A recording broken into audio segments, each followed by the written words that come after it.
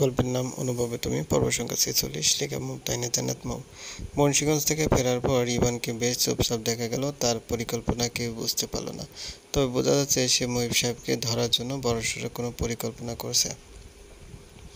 Ivan গালে হাত দিয়ে গম্ভীরভাবে চিন্তা করছে। শুভ্র, দিশান আর নীলয় ইভানকে কিছু জিজ্ঞেস করতে পারছে না, কারণ মুহিব সাহেব যত বড় সন্ত্রাসী হোক না কেন, তিনি যে ইভানের বাবা, ইভান তার বাবার ব্যাপারে যে সিদ্ধান্ত নেবে তাদেরকে সেটাই মানতে হবে।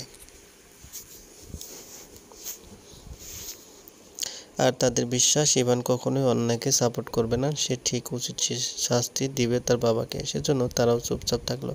হঠাৎ ওদেরকে অবাক করে দিয়ে ইভান বলল, বাবাকে ফাঁসানো হচ্ছে। তিনি কখনোই এত বড় অন্যায় কাজে যুক্ত থাকতে পারেন না। তার বাবাকে সে ভালো করে জানে। ওনার মতো সৎ আর ধার্মিক লোক আর একজনও নেই। সুতরাং তোমরা কিছুতেই বাবাকে সন্দেহ করো না, আর আমি নিজেও চাই না তোমরা আমার বাবাকে নিয়ে কথা বলো। আমরা এখন অন্যভাবে আমাদের নেক্সট পরিকল্পনা সাজাবো। অপরাধী অন্য কেউ হতে পারে। শুভ্র সেই কথা শুনে বলল, স্যার, সবাই তার বাবাকে অনেক বেশি শ্রদ্ধা করে আর বিশ্বাস করে। সবার চোখে বাবারা অনেক মহৎ হয়, তাই বলে সব বাবা কিন্তু এক নয়। আঙ্কেলের ব্যাপারটা নিয়ে আমাদেরকে ভালো করে তদন্ত করতে হবে। ইভান শুভ্রের কথা শুনে ভীষণ রেগে গেল। সে রাগ দেখে বলল, আমি বলছি না বাবাকে নিয়ে আর কোনো কথা হবে না। আমার নেক্সট পরিকল্পনা শোনো সবাই। তখন দিশান বলল, স্যার, আঙ্কেলের বিরুদ্ধে এতগুলো প্রমাণ পাওয়া সত্ত্বেও কি করে আপনি চুপ থাকতে বলছেন? এটা কিন্তু ঠিক হচ্ছে না। আমাদের কাজ অপরাধীদের ধরিয়ে দেওয়া, তাদের প্রশ্রয় দেওয়া নয়। অপরাধী যে হোক সেদিকে নজর দেওয়ার প্রশ্নই আসে না। ইভান দিশানের কথা শুনে এত রেগে গেল যে ওদেরকে রেখে একা একা চলে গেল। ইভানকে হঠাৎ এভাবে চলে যাওয়া দেখে শুভ্র, দিশান আর নীলয় ইভানের পিছু পিছু যেতে ধরল। ইভান ওদেরকে দেখে চিৎকার করে বলল, তোমরা কিছুতেই আর আমার সাথে যোগাযোগ করার চেষ্টা করবে না। তোমাদের যেভাবে মন চায় সেভাবে পরিকল্পনা করো। যাকে মন চায় তাকে অপরাধী বানিয়ে দাও, কিন্তু ভুল করেও যেন আমার বাবার দিকে আঙুল তুলতে না দেখি। আমি কখনোই আমার বাবার অপমান সহ্য করব না কিন্তু। এই বলে ইভান আবার চলে যেতে ধরল। শুভ্র আর দিশান কিছুই বুঝতে পারল না। ইভান হঠাৎ বাস্তবতা বুঝতে চেষ্টা করছে না কেন কেন এভাবে তার বাবার অপরাধ আড়াল করছে।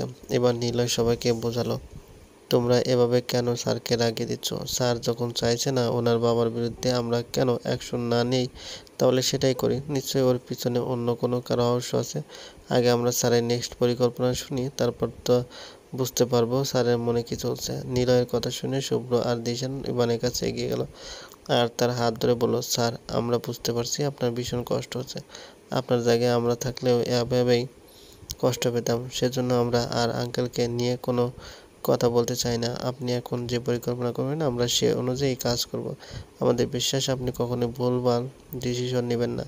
এবার সেই কথা শুনে বলল, তাহলে নেক্সট টাইম আর কখনোই যেন আমার বাবাকে নিয়ে কথা বলতে না শুনি। এখন শোনো আমার নেক্সট পরিকল্পনা। সবাই ভীষণ মনোযোগ দিয়ে শুনল ইভানের কথা। ইভানের প্রথম টার্গেট হলো সন্ত্রাসীর সকল আস্তানা ধ্বংস করে দেওয়া। আস্তানাগুলো ধ্বংস করতে পারলেই ছোট বড় সকল ক্রিমিনালদের টনক নড়বে, আর সেই আস্তানা খোঁজ দিবে আহসান। আহসান এখনো অনেক গোপন রেখেছে। সেজন্য এবার আহসানের পুরো ফ্যামিলিকে ধরে নিয়ে গোপন থেকে বন্দি করে রাখলো আর আহসানের সাথে পার্সোনালভাবে কথা বললো। প্রথমে আহসানের পুরো ফ্যামিলির ভিডিও দেখিয়ে বলল, যদি সে সকল আস্তানার কথা বলে দেয় তাহলে তার পরিবারের সকল সদস্য বেঁচে থাকবে আর তার শাস্তিও কিছুটা কমিয়ে আনার চেষ্টা করা হবে। এটা ইভান কথা দিল আহসানকে। আহসান প্রথমে বলতে চাইছিল না। ইভান তখন বলল, তুই ভেবেছিস আমরা তোর লিডারের খবর কখনই পাবো না? তিনি তোকে বাঁচাবেন, কিন্তু এবার আর তোর লিডারের রেহাই নেই। আমরা তার খোঁজ পেয়ে গেছি, যে কোনো মুহূর্তে ধরবো তাকে। কিন্তু তার আগে তোদের ছোট ছোট গ্যাংগুলোকে চিরতরে শেষ করতে চাই, যাতে করে আর নতুন কোনো সন্ত্রাসীর জন্ম না হয়। তুই যদি আমাদের সাহায্য করিস, বিনিময়ে তুইও সাহায্য পাবি। ইভানের এমন প্রস্তাবে আহসান এবার আর কিছুই গোপন রাখলো না। যতগুলো আস্তানা ছিল সকল আস্তানের খবর দিল সে ইভানকে। ইভান সেই অনুযায়ী পরিকল্পনা করলো শুভ্রদের সাথে, আর সবাইকে বলল, এমনভাবে এবার মিশন কমপ্লিট করব যাতে বাইরের কেউ না জানতে পারে। আর শুভ্রকে বলল, তুমি আজই নেহার পরিবারের সাথে কথা বলো, কালকে যেন তোমাদের বিয়ের ব্যবস্থা করে। বিয়ের কথা শুনে শুভ্র একদম স্তব্ধ হয়ে গেল। রিশান আর নিলয় ভীষণ অবাক হলো। এরকম একটা পরিস্থিতিতে সে বিয়ের কথা কল্পনাতেও আননি, যেখানে এখন পর্যন্ত তার পরিবার নিরুদ্দেশ। কোথায় আছে, কেমন আছে তার কিছু জানে না সে। ইভান তখন বলল, আমি যা বলছি সেটাই করো তুমি, এটা আমার আরেকটা পরিকল্পনার মধ্যে পড়ে। শুভ্র কিছুই বুঝতে পারল না তার বিয়ে নিয়ে আবার কিসের পরিকল্পনা ইভানের। ইভান বিশ্বাস করছে তার বাবা আসলে একজন সন্ত্রাসী, কারণ এতগুলো প্রমাণ হাতে পাওয়ার পর সে কি করে অবিশ্বাস করতে পারে।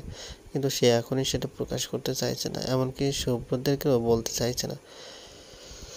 একবার এই কথাটা জানাজানি হলে অতসীর মারাত্মক বিপদ হতে পারে, কারণ ইভান বুঝতে পারছে অতসী তার বাবার কাছে আছে। অতসী হয়তো তার বাবার ব্যাপারে জেনে গেছে, সেজন্য তার বাবা অতসীকে বন্দি করে রেখেছে। তার বাবা যদি একবার বুঝতে পারে ইভান সবকিছু জানে, তাহলে অতসীকে এসে খুন করতেও দ্বিধাবোধ করবে না। এজন্য সবার আগে জানতে হবে অতসী কই। অতসীকে উদ্ধার না করা পর্যন্ত তার বাবাকে সে কিছুই ধরতে পারবে না। ইভান বাসায় গিয়ে তার বাবার সাথে নর্মাল আচরণ করলো। সে প্রতিদিনের মতো তার বাবার সাথে বসে খাবার খেলো, বিভিন্ন বিষয় নিয়ে আলোচনা করলো বাবার সাথে। সে এমনভাবে সবার সাথে কথা বললো মনে হলো কিছুই হয়নি। ইভানকে এমন নর্মাল আচরণ করা দেখে মুহিব সাহেব ভাবলো ইভান তাহলে এখনও কিছুই শোনেনি। সেজন্য তিনি নিশ্চিত হলেন, তিনি তো ভেবেছিলেন মুন্সিগঞ্জ গিয়ে ইভান তার ব্যাপারে জেনে এসেছে। মুহিব সাহেব সেজন্য প্রস্তুতি নিয়েছেন, ইভান তাকে অ্যাটাক করার সাথে সাথে তিনি অতসীকে মেরে ফেলার হুমকি দেবেন। গল্প করতে করতে ইভান হঠাৎ তার বাবাকে বলল, বাবা তুমি কি ফ্রি আছো কাল? হ্যাঁ, কেন বাবা? কাল শুভ্রর বিয়ে, সে আমাদের ইনভাইট করেছে, কিন্তু তুমি তো জানো আমি ভীষণ ব্যস্ত, সেজন্য আমি যেতে পারবো না। তুমি আম্মু আর মৌরিকে নিয়ে গেলে খুব খুশি হতো শুভ্র।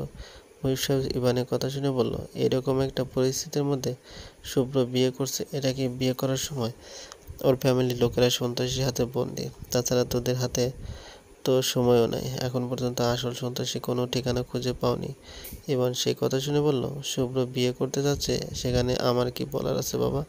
আমি ওকে বারণ করেছিলাম, কিন্তু ও কিছুতেই শোনেনি। সে বলল ওর গার্লফ্রেন্ডের ওর বিয়ে ঠিক হয়েছে অন্য জায়গায়, সেজন্য তাকে এখনই করতে হচ্ছে বিয়েটা। সেজন্য আমি আর বারণ করিনি। যেহেতু ওর বাবা মা নেই এখন, সেজন্য তুমি যদি ওর বাবা আর আম্মু ওর মার দায়িত্ব পালন করতো খুব ভালো হতো, শুভ্র ভীষণ খুশি হতো। এই নাও শুভ্রর সাথে কথা বলো। এই বলে ইভান ফোনটা এগিয়ে দিল। শুভ্র ইভানের বাবাকে দাওয়াত দিল, সাথে তার পুরো পরিবারকে। মহিব সাহেবকে ভীষণ চিন্তিত দেখা গেল। তিনি কিছুক্ষণ ভাবলেন, তারপর বললেন, আচ্ছা ঠিক আছে, এই বলে কল কেটে দিলেন। হঠাৎ মহিব সাহেব বলেন, তুই থাকবি না বিয়েতে? হ্যাঁ, আমিও থাকবো, আমি না থাকলে কি চলবে নাকি? মৌরি রেডি হয়ে থাকিস, কাল কাল সকালবেলা রওনা দেব আমরা। 3 দিন সব কাজকর্ম বন্ধ, এই 3 দিন একটু মজা করতে চাই। ইভানের এরকম কথা শুনে মুহিব সাহেব ভীষণ চিন্তায় পড়ে গেলেন, কারণ তিনি ইভানকে ভালো করেই চেনেন। ইভান সবার আগে তার কাজকে সাপোর্ট করে। সে তার সব কাজকর্ম ফেলে 3 দিন বিয়ে বাড়িতে মজা করতে চাইছে, যেখানে সে 1 সেকেন্ড সময় অপচয় করে না। ইভান তার বাবাকে এরকম চিন্তিত থাকা দেখে বলল, বাবা আমি জানি তুমি কি নিয়ে ভাবছো। মুহিব সাহেব সাথে সাথে বলল, কি ভাবছি? তুমি হয় ভাবছো অতসীকে এখন পর্যন্ত পাওয়া যায়নি, আর আমিও আসল সন্ত্রাসী এখন পর্যন্ত খোঁজ পাইনি, তারপরও কি করে এত আনন্দ করতে চাচ্ছি। হ্যাঁ সেটাই তো, কি করবো বলো, টেনশন করতে করতে একদম শেষ হয়ে যাচ্ছে, আর পারছি না এত টেনশন করতে। অতসীর জন্য ভাবতে ভাবতে নিজেকে কি শেষ করে ফেলবো নাকি? আমার তো একটা লাইফ আছে, তাই না? আমি তোকে খুঁজে পাওয়ার জন্য চেষ্টা করছি, যেদিন আমার নসিবে থাকবে সেদিন সে আপনা আপনি চলে আসবে। ইভানের কথা শুনে মরি বলল, ভাইয়া কি বলছিস এসব আবোল তাবোল? তোর মাথা কি ঠিক আছে? হ্যাঁ ঠিক আছে আমার মাথা, আমাকে প্লিজ আর কেউ কিছু জিজ্ঞেস করো না। আমি এখন সারা রাত আরামে ঘুমাবো, কাল বিয়ে বাড়িতে গিয়ে আনন্দ করব। তোরাও সবাই ঘুমিয়ে পড়। এই বলে ইভান তার রুমে চলে গেল। ইভান রুমে গিয়ে তার ল্যাপটপ নিয়ে বসলো আর তার বাসার সিসিটিভির ফুটেজগুলো দেখতে লাগলো। মুহিব সাহেব কখন বাসা থেকে বের হয়েছিল, আর কখন এসেছিল, আর কে কে তার বাবার সাথে দেখা করতে এসেছিল। ইভান বেশ মনোযোগ দিয়ে দেখতে লাগলো ভিডিওটা। তারপর একটা নোট তৈরি করলো, এই 3 দিনের মধ্যে সব কাজ কমপ্লিট করতে হবে তাকে। মুহিব সাহেবকে যে করেই হোক এই 3 দিন নেটওয়ার্কের বাইরে নিয়ে যেতে হবে, যাতে তিনি কারোর সাথে যোগাযোগ করতে না পারেন। পরের দিন সকালবেলা ইভান সবাইকে নিয়ে বের হলেন। মুহিব সাহেব কিছু একটা ভাবছেন। এইরকম একটা পরিস্থিতিতে তিনি কিছুতে বাসার বাইরে যেতে চাইছেন না, কিন্তু ইভানের সাথে চোরাচুরিও করতে পারছেন না। এদিকে ইভান শুধু তাড়াহুড়ো করছে। ইভান সবাইকে নিয়ে মমইন হোটেলে চলে গেল। এই হোটেলে শুভ্রর বিয়ে হবে। মৌরি আর তার মা ভীষণ খুশি বিয়েতে আসতে পেরে। সবচেয়ে বেশি খুশি ইভানের ছোট ভাই দুটি।